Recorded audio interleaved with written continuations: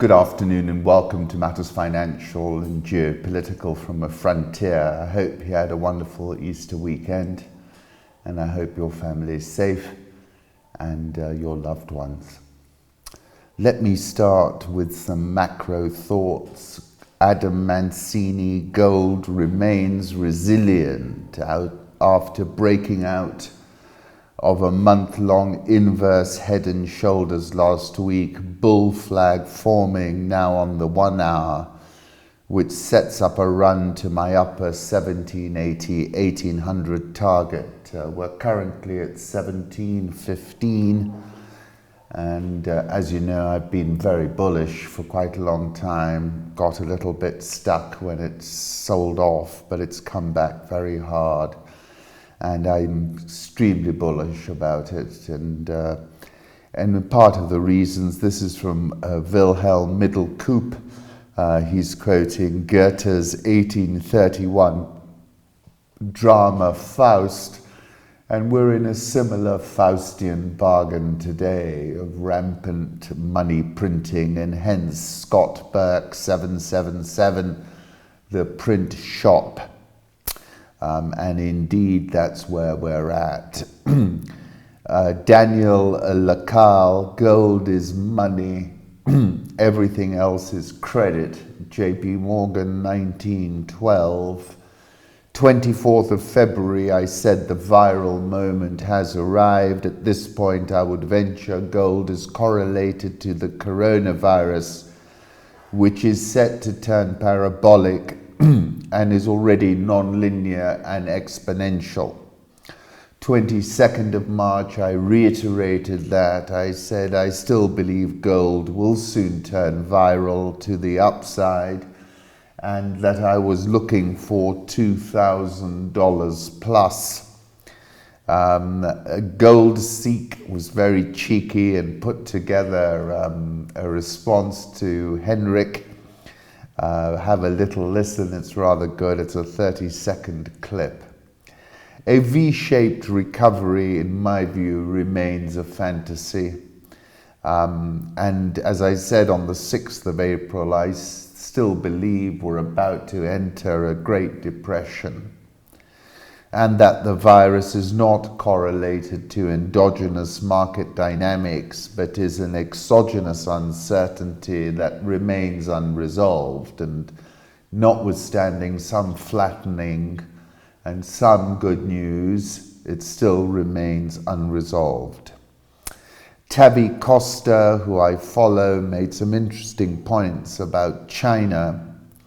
The idealization of Chinese economic success has always been a big scam. Throughout history, we've had several similar examples of communist countries that have reached unsustainable levels of internal and external debt and have suffered market collapses. To elaborate on this proposition, consider the following reflection. According to GDP published by the Chinese government, China has accounted for more than 60% of global economic growth since 2008. As a result, it has become by far the largest importer of commodities in the world. If your GDP growth has been so expressive, how could we justify the general drop in commodity prices in the world? Interestingly, this period marked one of the worst decades for this market in history. The contradiction between these numbers, presumably more accurate, and the numbers created by the Chinese Communist government is undeniable, and he's pretty compelling, I think. I like this photograph from David Plowden via R. von Einem. This quote from E. Cummings: "I will take the sun in my mouth and leap into the ripe air, alive with closed eyes to dash against darkness." And on that note, Slipcatch produced 4 lovely photographs of sunset in Africa Top left, that's Walvis Bay, Namibia. Top right, Flamingo Bay, Mozambique. Bottom left, Moorings Restaurant in Mombasa, where I hail from. Bottom right, Sunrise Kruger National Park in the land of the rugby world champions, and indeed they were incredibly accomplished world champions that day. Been quarantined with my wife for 4 weeks now. At this point, I have more risk of getting killed by her than by a crummy virus Lloyd blank fiend. As I said before, it certainly feels like a decade of semiotic arousal when everything, it seemed, was a sign, a harbinger of some future radical disjuncture or cataclysmic upheaval. The zeitgeist of a time is its defining spirit or its mood, and the zeitgeist of 2020 is simply indescribable. Justin Welby, the Archbishop of Canterbury, Father, forgive them, for they do not know what they are doing. That could apply to a number of world leaders. I don't know what she is singing in this song. This is Fairuz, but she could sing it to me all day, in quarantine, of course. And then if you've never watched these documentaries by Mr. and Mrs. Derek and Beverly Joubert, based in Botswana, this is an extraordinary one-lion documentary. These are specialized lions who hunt elephants. It's really quite remarkable, a little bit gory. Political reflections, global confirmed cases of COVID-19 have surpassed 2 million. John Hopkins data via first Squawk. Over 72,000 new COVID-19 cases were reported in the last 24 hours, Zorina Q. It seems new cases have generally plateaued over the last week for two reasons. In the US, not enough testing. It has plateaued at 140,000 tests per day. In Western Europe, lockdowns are working, but I think we're going to see an enormous surge in places like India, Brazil, and Africa. Over 5,300 new COVID-19 deaths were reported in the last 24 hours. Zorina Q again. Notice how deaths are almost always lower on Sundays. This is just an artifact caused by less reporting on weekends. Trump says the decision to reopen the US economy will be the biggest decision of his presidency. There is a question as to whether it's his decision to make. To watch the daily briefing, I wrote, is to understand that the control machine has a novice, a hubristic narcissist in charge of the console. And I still stand by that. And yesterday's press briefing was frankly mind-boggling. Paul Romer, we should be testing 20 million people a day. There are 10 million people working in healthcare alone. They should be tested every day. EMS, police, fire, they should be tested twice a week. And I think that is the gold standard if you really are determined to break the back of this thing. And I think that's the overarching point. Everything else, in my view, is propaganda.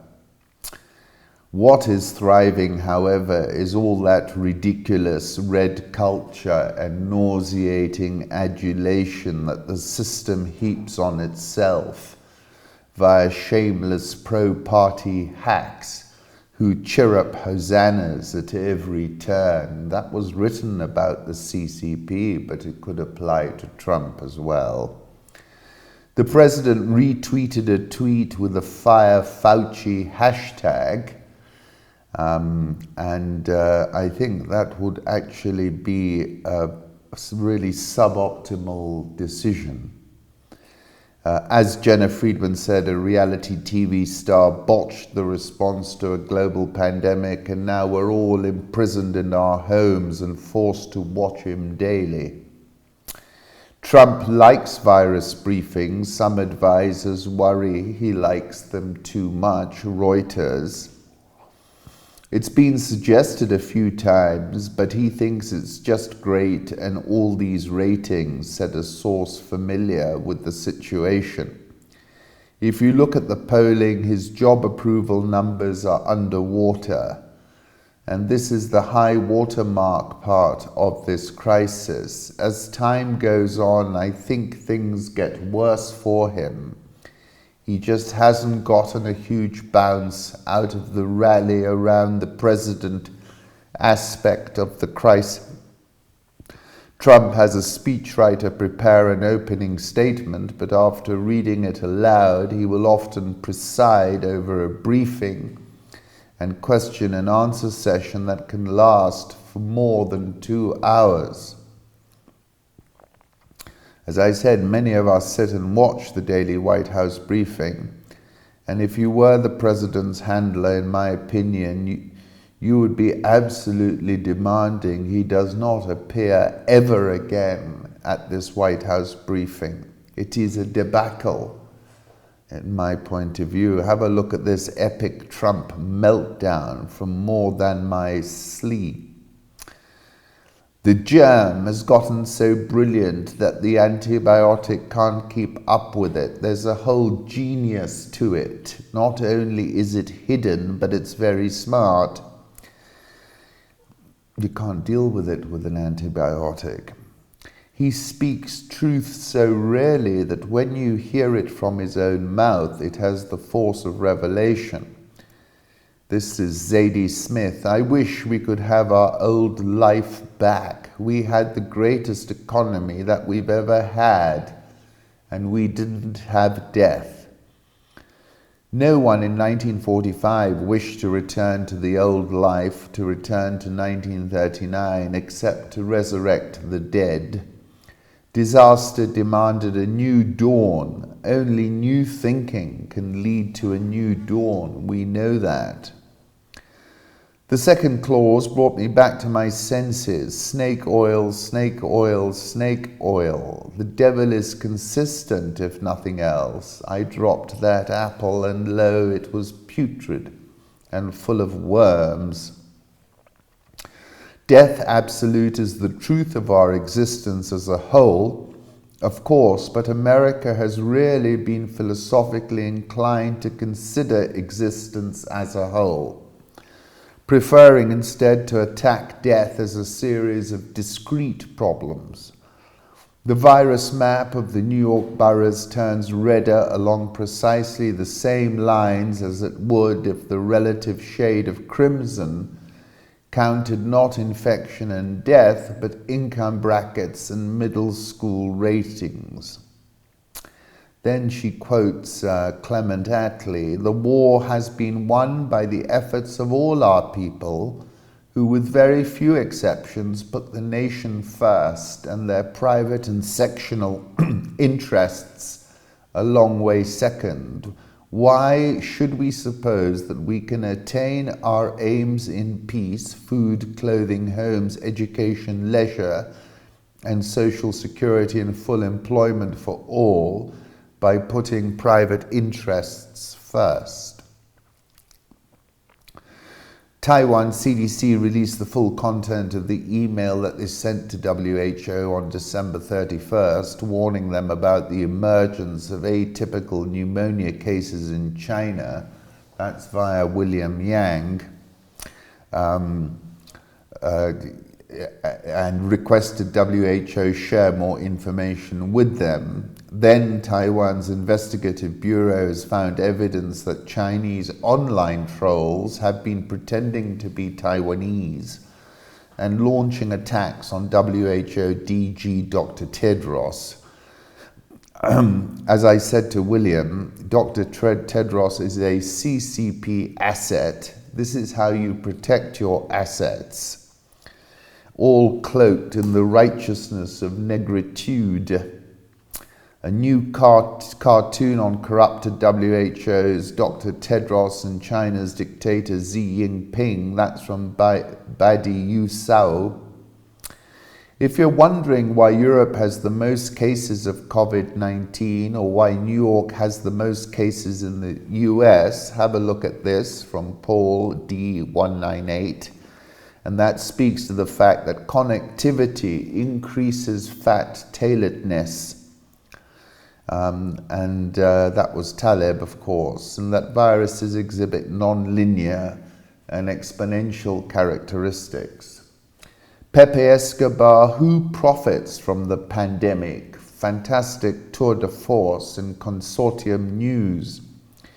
You don't need to read Michel Foucault's work on biopolitics to understand that neoliberalism is in deep crisis since at least 2008 and is a control governing technique in which surveillance capitalism is deeply embedded. But now, with the world system collapsing at breathtaking speed, neoliberalism is at a loss to deal with the next stage of dystopia, ever present in our hyper-connected angst, global mass unemployment. Public trust is dead across the spectrum. The liberal world order is now social Darwinist chaos. Just wait for the fire to rage. The impact of the worst pandemic in a century will be as high as $4.1 trillion or 4.8% of global GDP. This is an underestimation, as supply disruptions, interrupted remittances, possible social and financial crises, and long-term effects on healthcare and education are excluded from the analysis. We cannot even start to imagine the cataclysmic social consequences of the crash. Entire subsectors of the global economy may not be recomposed at all. The global aviation industry is a humongous $2.7 trillion business. That's 3.6% of global GDP. I spoke about that when I was talking about the hard stop. It employs 2.7 million people. When you add air transport and tourism, everything from hotels and restaurants to theme parks and museums, it accounts for a minimum of 65.5 million jobs around the world. As many as an additional 35 million people worldwide will become working poor in 2020. Liu Ting, the chief China economist at Nomura in Hong Kong, stresses that China faces a 30% decline in external demand, at least until next fall. Now, as the Chinese economy slowly picks up, hordes of fund managers from across Asia tracking everything from trips on the metro to noodle consumption to preview what kind of economy may emerge post-lockdown. Cynics won't be fooled. The cryogenic state of the global economy spells out a vicious Great Depression 2.0 and an unemployment tsunami. The plebs eventually reaching for the pitchforks and the AR-15s en masse is now a distinct possibility. Might as well start throwing a few breadcrumbs to the beggar's banquet. For decades, we were led to believe that the world system put in place after World War II provided the US with unrivaled structural power. Now all that's left is structural fragility, grotesque inequalities, unpayable Himalayas of debt, and a rolling crisis. Now it's about Great Depression 2.0, the whole system crashing as a result of the shutdown of the global economy. The questions are absolutely legitimate. Is the political and social cataclysm of the global economic crisis arguably a larger catastrophe than COVID-19 itself? Wall Street, of course, lives in an alternative universe. In a nutshell, Wall Street turned the Fed into a hedge fund. US Treasury will be buying every security and loan in sight, while the Fed will be the banker financing the whole scheme. The winner is BlackRock, is the new operating system of the Fed and the Treasury, the world's biggest shadow bank, and no, it's not Chinese. The price, a meager $1,200 check per person for a month. Anyone knows that based on median salary income, a typical American family would need $12,000 to survive for 2 months. So American taxpayers will be left with a tsunami of debt while selected Wall Street players grab the whole loot, part of an unparalleled transfer of wealth upwards, complete with bankruptcies en masse of small and medium-sized businesses. Implant our nanochip, or else the game ahead for the elites taking advantage of the crisis might well contain these 4 elements: social credit system, mandatory vaccination, a digital currency, and a universal basic income. The social credit system is something that China set up already in 2014. Before the end of 2020, every Chinese citizen will be assigned his or her own credit score, a de facto dynamic profile elaborated with extensive use of AI and the Internet of Things, including ubiquitous facial recognition technology. This implies, of course, 24/7 surveillance complete with Blade Runner-style roving robotic birds. The US, UK, France, Germany, Canada, Russia, and India may not be far behind. Mandatory vaccination is Bill Gates' dream, working in conjunction with the WHO, the WEF, and Big Pharma. Wants billions of doses to be enforced over the global south. Gates says so eventually there will be this digital immunity proof that will help facilitate the global reopening up. This digital immunity proof is crucial to keep in mind, something that could be misused by the state for nefarious purposes. Endless permutations of the toxic cocktail of IoT, blockchain technology, and the social credit system could loom ahead.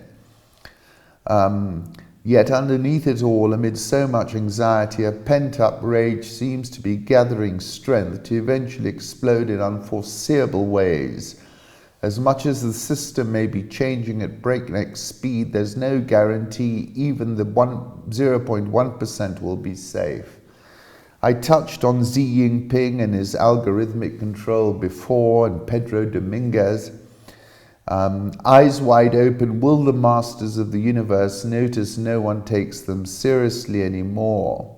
The intrusion of some wholly extraneous event like a pandemic into any given status quo doesn't necessarily break it in and of itself.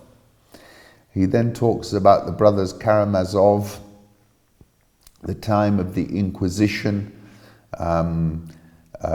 Similarly, our elect of today are equally agog to preserve the status quo, and for reasons very similar to those of the Inquisitor.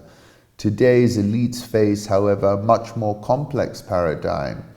We're speaking here more of the consequences of COVID-19 on collective human psychology, rather than about the efficacy of any actions taken or not taken by the Fed or G7 central banks. The Seville event induced citizens to question meaning in their lives and to doubt human agency, and elite agency in particular. It didn't end well in Russia or for the inquisitors ultimately. The issue for governments at bottom is how to resurrect an economy that has been placed into hibernation. Western leaders are fearful that if it is not awakened and quickly, there may be permanent damage to the infrastructure of the real economy, and consequently a series of defaults leading to a possible financial crisis or implosion, i.e. curtains for the status quo. So we hear a lot about the cure being worse than the disease. A lockdown economy can be more harmful than just letting people die of COVID-19. But the paradox here is that elites have no agency. This is not the war on terror. There is no one to blame. We didn't start it. Death came to us, an event from the beyond. Combating it has been declared a full war nonetheless. There is nothing tangible, no real enemy to fight, just a shape-shifting virus. What virologists tell us is not alive, but represents organisms that lie at the very edge of life. Such entities cannot literally be killed. And how to fight this war? Where is the battle plan? There is none. There can be none beyond mitigating the reach of death. Dr. John Ioannidis, Professor of Medicine Epidemiologist at Stanford University, tells us the modelling on which government plans for its military campaign wholly depend is worthless. We don't know if we're failing to capture infections by a factor of 3 or 300. 3 months after the outbreak emerged, most countries, including the US, lack the ability to test a large number of people, and no countries have reliable data on the prevalence of the virus in a representative random sample of the general population. Death, in other words, it seems, may be getting the upper hand in this war. The psychology of a rioting mob, police on the streets, the army patrolling, martial law, criminalization of unauthorized movement. It is mounted in readiness for the prospect of popular revolt. The Federation of Red Cross and Red Crescent Societies recently warned that a social bomb could explode at any moment over Western cities. Governmental desperation stemming from the risk of social and economic disintegration. Going for partial opening or localized opening will invite some sort of phase 2. That's why I said a V-shaped recovery is a fantasy. It is a gamble. These governments' credibility will be on the line. Whatever they choose, they are becalmed between Scylla and Charybdis, no good options. Just as heavy doses of refined sugar may impact the human brain in a manner similar to addictive drugs by releasing dopamine, the brain's reward chemical, so too, since 2008-2009, we have what Don Amos calls a sugar rush economy. It's all wishful thinking. It's a part of the delusion. The economy wasn't fine. Since 2008, the Fed has fed a sugar rush economy. It's a bubble. That's the problem, and the bubble may have been fatally pricked. What happens when finally we're released from lockdown? We will walk out still blinking into the daylight, but it will be a very different world. There is, of course, human agency, but there are other forces at work in this cosmos of ours that can make human Promethean hubris appear pathetic. Trump has taken charge of the US Treasury, which in turn now fully controls the dollar printing presses of the Fed. Trump is king dollar. He can print whatever he likes. Will the system, so busily engaged in looking after itself, even notice that the world doesn't believe in it anymore, not even one jot? And as I said, what's certain is that the whole global economy is being hit by an insidious, literally invisible circuit breaker, and that a non-linear and exponential virus represents the greatest risk to a control machine, in point of fact. 6th of April, I said there's something karmic in this COVID-19. It's like a karmic level stealth assassin. It has come to this, the Bronx. This was a photograph taken from a Reuters drone of mass graves. Just turn briefly to India, which is testing at very low levels, at just 102 tests per million, which tells me that's going to see the next liftoff. One more interesting insight from the Singapore dashboard: clusters matter. Below, the connections between all the cases in Singapore. That's from Thomas Puyo. Real world exponential growth looks like nothing, nothing, nothing, then cluster, cluster, cluster, then boom. Interesting to see how you can broadly tell countries that took the virus seriously early on versus the ones that took their time. This is again Thomas Puyo. This is Pope Easter ceremony. Look at that. And that's why I said there's something karmic in this COVID-19. According to Swaziland News, high-profile royal sources told the online newspaper that the king was admitted to Manzana Royal Hospital in a critical condition, struggling to breathe. Brutal visualization of all-cause mortality in New York over the past 20 years, Joe Pickrell. Arundhati Roy, but unlike the flow of capital, this COVID-19 seeks proliferation, not profit, and has therefore inadvertently, to some extent, reversed the direction of the flow. Have a listen to 12 seconds of this. This is via Andrew Lawrence. Los Angeles with no smog, aerial view of downtown from Silver Lake via Alan W. Dang and via Bill Gross. This is the edicule at the Church of the Holy Sepulchre in Jerusalem. Have a read about the article I wrote, The Way We Live Now. I was quoting Naipaul, you felt the land taking you back to what was there 100 years ago, to what had been there always. Don DeLillo, everything is barely weeks, everything is days, we have minutes to live. Why humans have all the fun, this is from Parveen Kaswan. Obviously, the worldwide death toll from the coronavirus has surged past 100,000. Popescu Co. Putin hedged oil with gold. ECB's Draghi said EU gold is a hedge against the dollar. That's why Putin has prepared himself for this moment better than others. More than 10% of US carrier USS Theodore Roosevelt have tested positive for the virus. Charles de Gaulle, the French aircraft carrier, has registered 50 cases of coronavirus on board. That's why I called COVID a karmic level stealth assassin. SARS-CoV-2 titers in wastewater are higher than expected from clinically confirmed cases. This is looking at waste and then extrapolating the amount of infections, which seems to me the way forward. Estimate there are at least 2,300 people infected with COVID-19 in the area around the treatment facility. At the time of analysis, which had not yet been peer-reviewed, there were 446 cases officially reported in that area. Let's turn to international markets. The euro is at 109.39, dollar index 99.214, Japanese yen 107.75, Swiss franc 0.9651, the pound 125.53. The Australian dollar 0.6416, India rupee 76.275, South Korean won 12.1605, Brazilian real 520, Egyptian pound 15.6256, and the rand at 18.00. So you've seen a bit of a sell-off in the dollar of late as they pumped and printed all that cash. Dollar index, this chart is from Hayek and Keynes, we're currently at 99.214.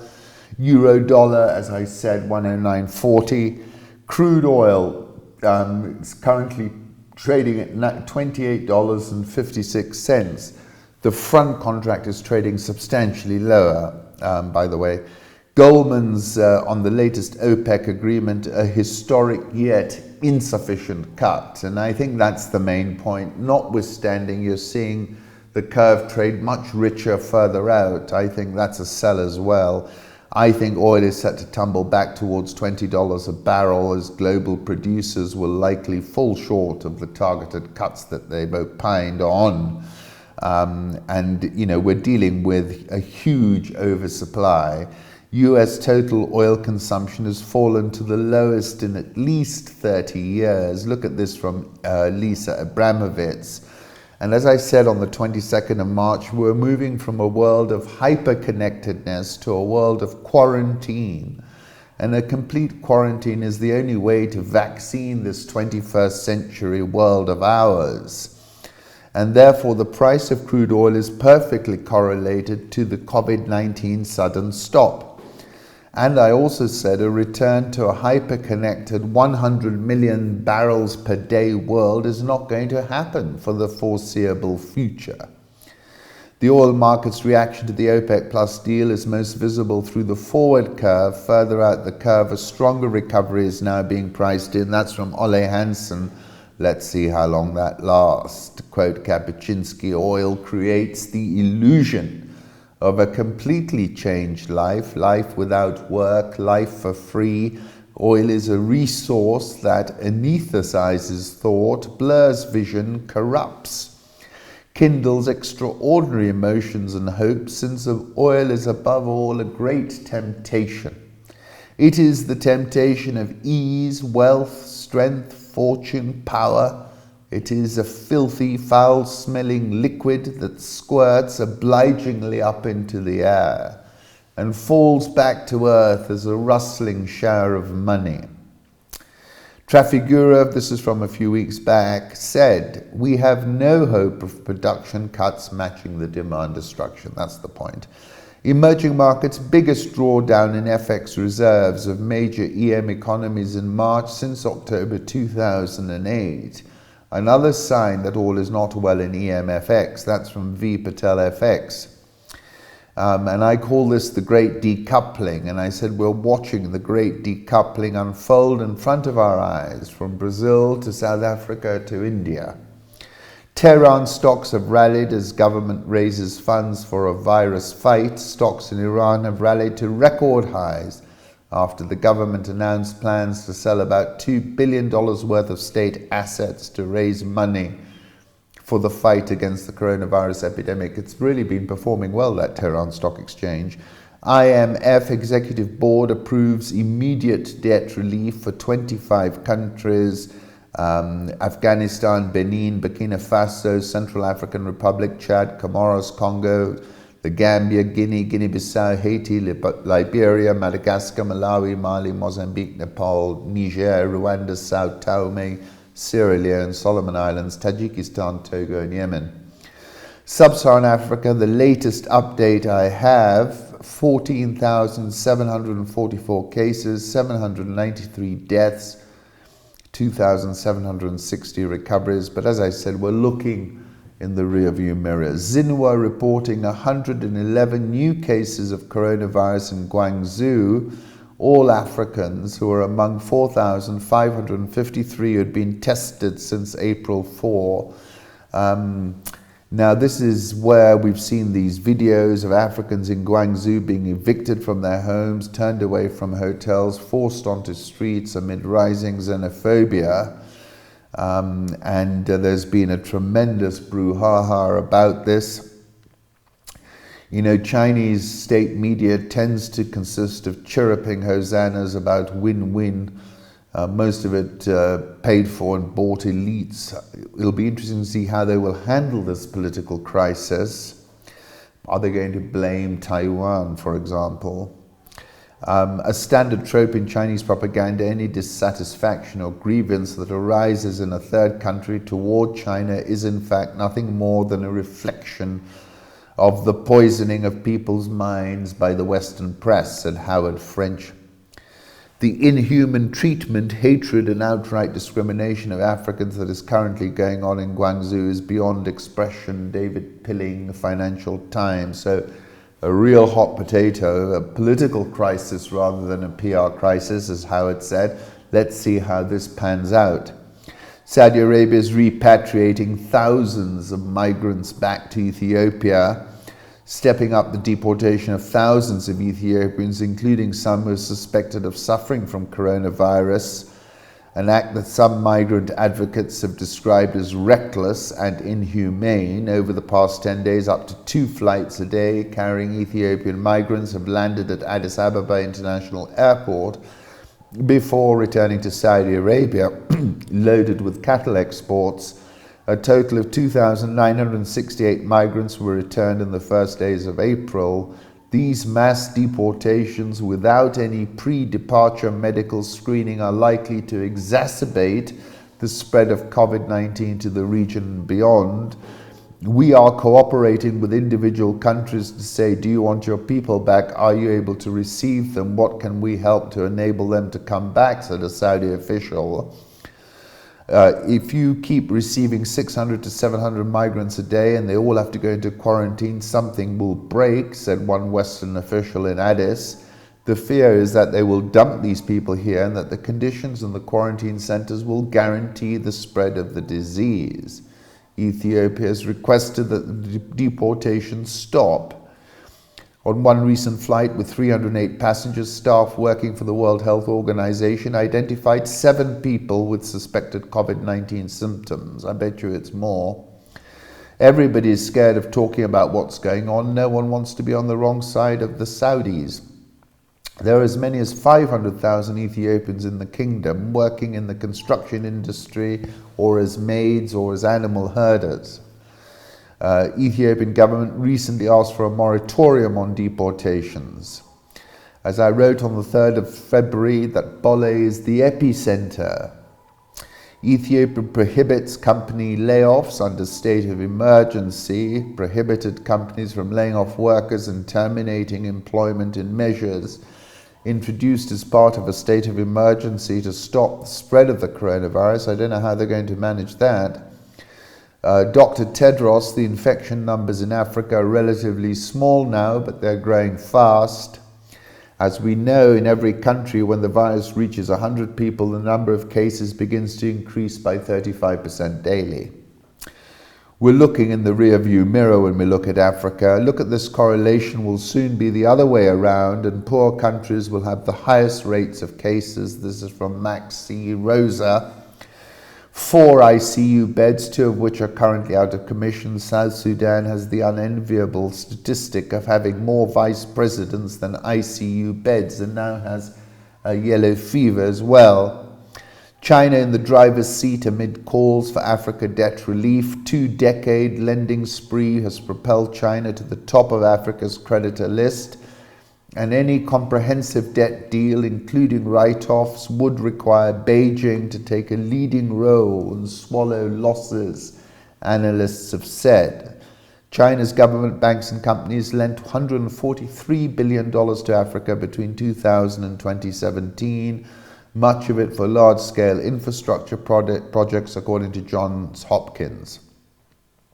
Chinese institutions offered fewer grants, grace periods on loans were shorter, weighted mean interest rate was higher, 4.14% compared to the World Bank's 2.1%.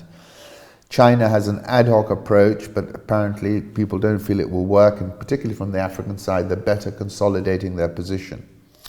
I've written about the continent several times. 2nd of March, I said, we know that the coronavirus is exponential, non-linear and multiplicative, and exponential disease propagation looks like nothing, cluster, cluster, cluster, then boom.